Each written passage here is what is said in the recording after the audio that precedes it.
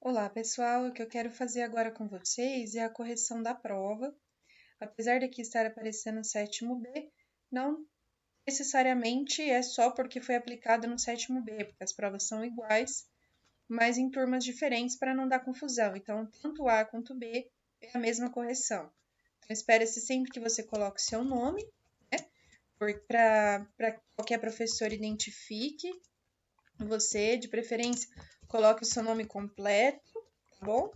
Isso facilita muito a gente na hora de passar as respostas no sistema. Então, alguns nomes são muito parecidos.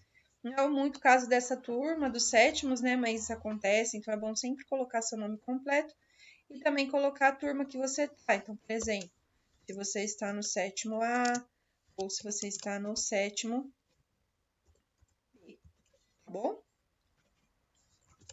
Vamos lá.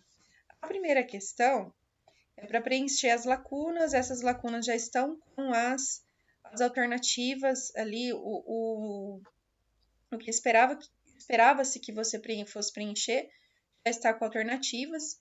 Então, leia o texto e preencha as lacunas. O, alguma coisa, constitui alguma coisa das Nações Unidas, sobre algo, definindo metas de alguma coisa para países desenvolvidos, e os que, à época, apresentava a economia em transição para o capitalismo, considerados os responsáveis históricos pela mudança atual do clima. Então, vamos lá. Primeira coisa, você vai para as alternativas? Protocolo de Barcelona, Protocolo de Quioto, Tratado de Madrid, Tratado de Quioto e Protocolo de Paris. Como nós vimos em aula, pode ser Protocolo de Quioto ou Tratado de Quioto. Então, no caso, teria duas alternativas prováveis aí, a B e a D. Nisso, a gente já conseguiria excluir Protocolo de Barcelona, Tratado de Madrid e Protocolo de Paris. Se nós continuarmos ali, então, o Protocolo de Quioto, ou então Tratado de Quioto, constitui um tratado, olha lá, ou protocolo, ainda continuamos com a mesma alternativa, não é mesmo? As alternativas que a gente já sabia, que é a B ou a D. Então, precisamos continuar. Constitui, então, um tratado, um protocolo das Nações Unidas sobre, vamos ver se a gente consegue matar a charada, emissão dos gases do efeito estufa, emissão dos gases do buraco da camada de ozônio. Não, gente. O protocolo de Quioto tem como objetivo reduzir, né, fazer algo para reduzir a emissão dos gases do efeito estufa. Então, aqui a gente já tem a nossa resposta. Só para a gente concluir, definindo metas de redução, olha lá, como está na alternativa B, redução para os países desenvolvidos e aqueles que estavam em transição para o capitalismo na época. Fica a alternativa 1, B de bola. 2 é uma resposta particular. Como é uma resposta particular, não tem como o sistema fornecer um gabarito, tá? Por isso que quando você fizer, independente se estiver certo ou errado, vai aparecer errado. Porque aí o professor consegue alterar, corrigir, alterar a sua nota, tá? De forma a auxiliar os países a cumprirem suas metas de redução ou limitações de emissão, o Protocolo de Quioto contemplou 3 mecanismos de flexibilização: comércio de emissões, implementação conjunta e mecanismo de desenvolvimento limpo. Por meio do MDL, que ele explicou ali, né, mecanismo de desenvolvimento limpo, um país desenvolvido pode comprar créditos de carbono, denominado redução certificada de emissão, resultantes de atividades de projetos desenvolvidos em qualquer país em desenvolvimento que tenha ratificado o protocolo, ou seja, que faça parte do protocolo, né? Isso é possível desde que o governo do país onde ocorrem os projetos concorde que a atividade do projeto é voluntária e contribui para o desenvolvimento sustentável daquela nação, né, gente? Então, nacional. Então, por exemplo, o Brasil, como a gente viu nas aulas, né, ele tá bem na fita, né? Ele tem bastante crédito aí, então ele pode vender. Ele conseguiu cumprir além da meta dele, por isso que ele pode fornecer carbono, ele pode vender créditos de carbono para nações que não conseguiram cumprir. Mas essa nação que não conseguiu cumprir precisa necessariamente pagar, tá? ela tem que pagar para o Brasil, por exemplo. Quais são as medidas aplicadas no Brasil para a redução da emissão de carbono, de gás carbônico? Aqui, gente, novamente é uma resposta pessoal, né? Mas como nós vimos em aula, existem algumas coisas que a gente pode citar. Por exemplo, as medidas aplicadas no Brasil são: nós temos a tecnologia do álcool, né? Do etanol. Então, investimento em tecnologias que contemplam o uso de outros combustíveis que não são de origem fóssil, como a gasolina. Sendo assim, o etanol um biocombustível. Era bem simples, gente. Além disso, investimento em carros, automóveis híbridos,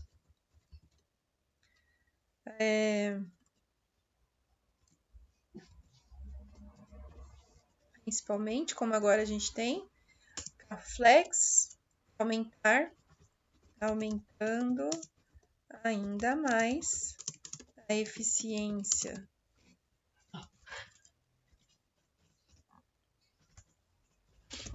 do motor, tá bom?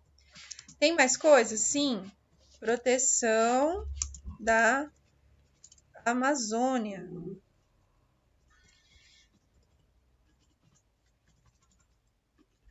Impedindo o avanço do desmatamento, tá? Combate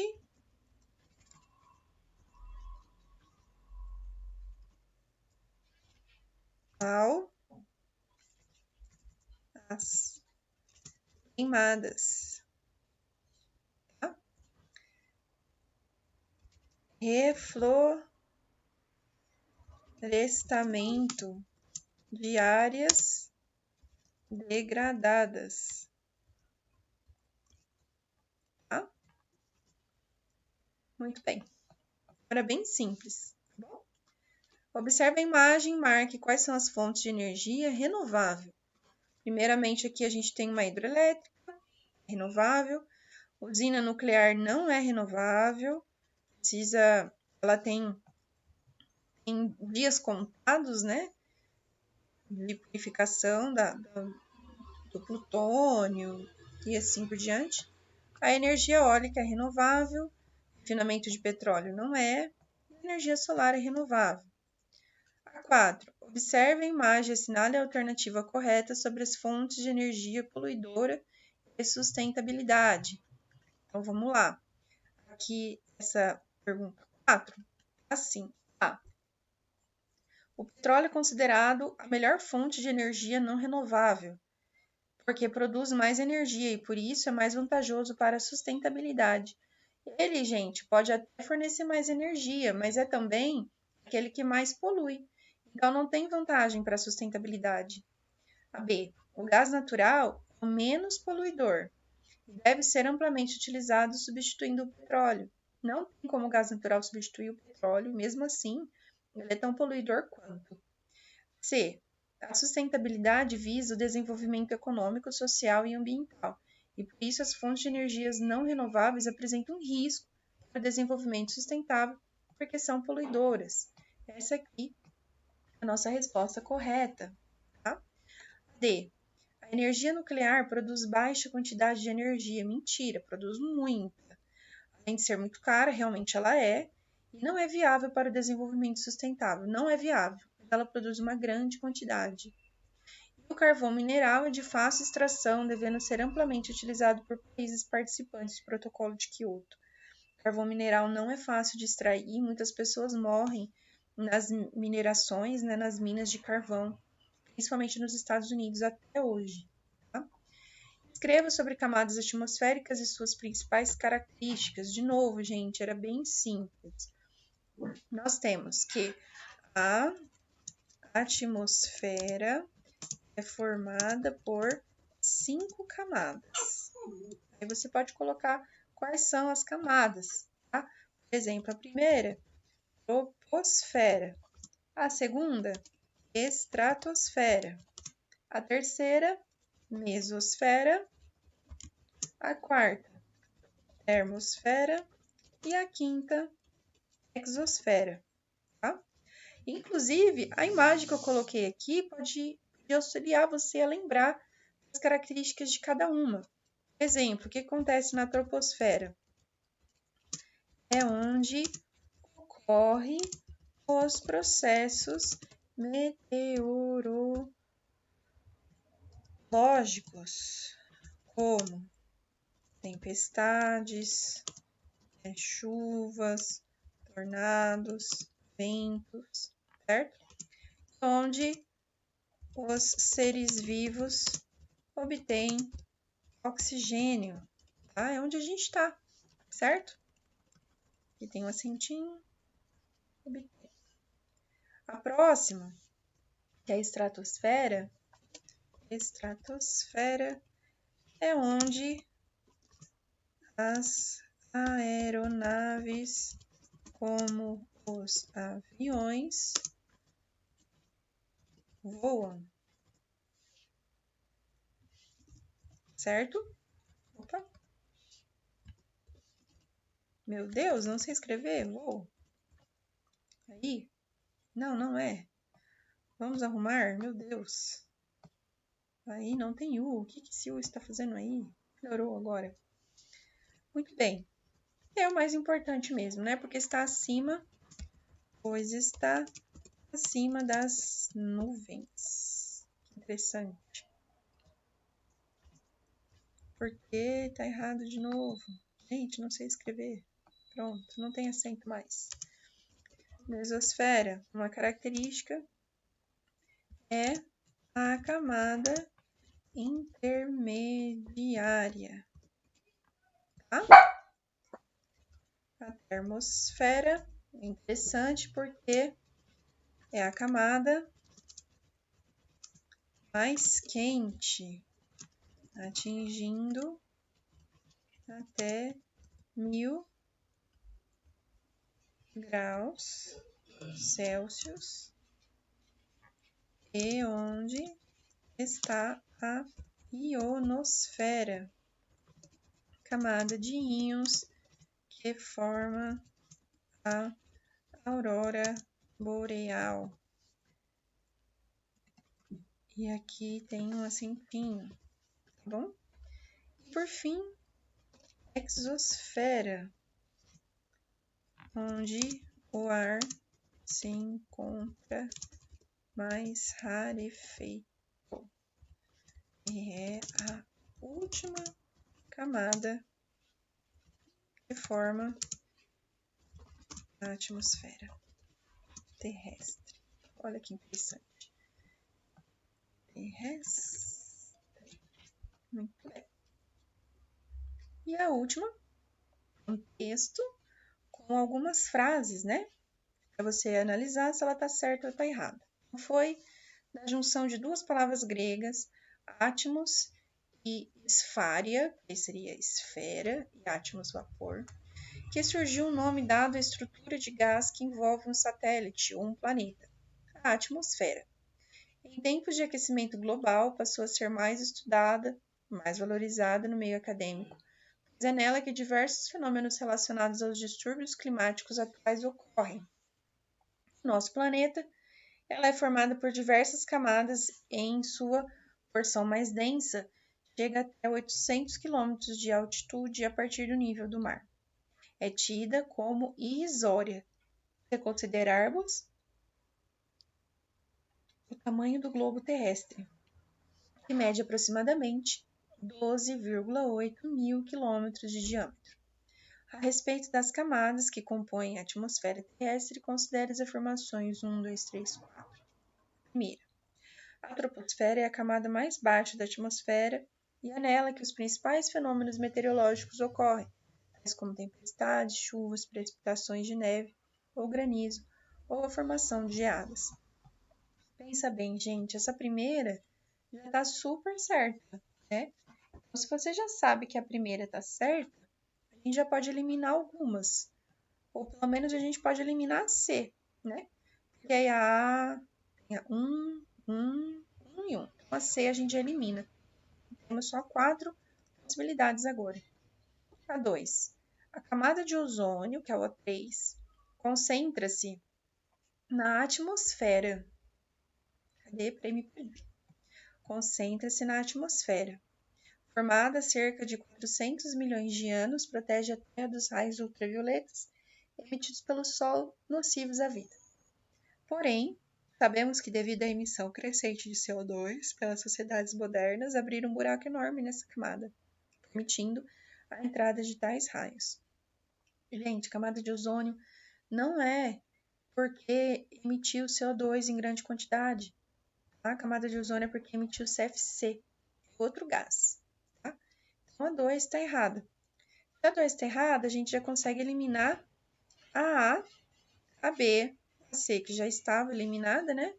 A D ainda permanece e a E também eliminada. Não sobra essa aqui, mas vamos ver as outras.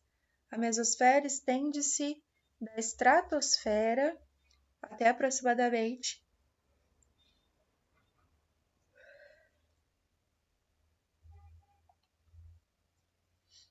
de novo. A mesosfera estende-se da estratosfera até aproximadamente 80 km acima do nível do mar. É uma faixa mais fria, porque nela não há nuvens nem gases capazes de absorver a energia do Sol.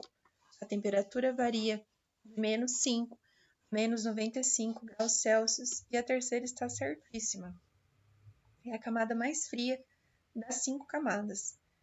A 4 também está certa. O efeito estufa é um fenômeno natural que mantém o planeta aquecido nos limites de temperatura necessário para a manutenção da vida. Nos últimos 2 séculos, vem aumentando a camada atmosférica que recobre a Terra. A concentração de dióxido de carbono, do metano, do óxido nitroso e de outros gases. Esse aumento anormal provoca a aceleração do aquecimento global. E a alternativa certa, então, é a alternativa D. Tá bom? E aí, gente, quando você envia, aí eu vou receber, já aparece, né, as respostas. Porém, vai aparecer sem ser as escritas. Então, a escrita, tá vendo? Vai dar como errado. Porque depois eu preciso alterar. A E3 está certa. Todas as alternativas têm como. Mas as escritas não. Tá? E depois só que eu consigo corrigir. Certo? Espero que tenha ficado mais claro. Até mesmo a sua nota. E também as questões que... e aqui aparece, né? O total de pontos. E também a resposta, né? Escrita, que seria assim, com suas palavras a mais correta. Tá bom? Beijão e até mais.